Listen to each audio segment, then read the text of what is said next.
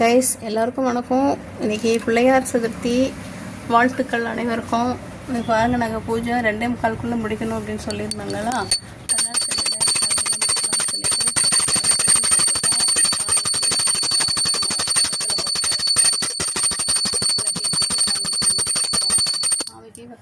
படைக்கிறதுக்காக சாமிக்கு படைக்கிறதுக்காக பாருங்கள், பூரணம் ரெடி பண்ணியாச்சு. கொழுக்கட்டைக்கு அப்புறம் சாம்பார் சாதம், சுண்டல், பொரி எல்லாமே ரெடி ஆகிடுச்சுங்க.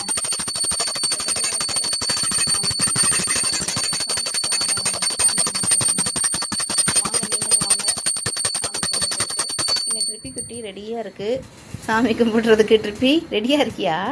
சாமி கும்பிட்டுலாமா? அந்த அண்ணன் வரட்டும், அண்ணன் வந்தவர் கொடுக்கலாம். ஏன் கடல் கீழே போய் ஒழிஞ்சுக்கிட்ட? சாமி கும்பிட்டுலாம் சரியா?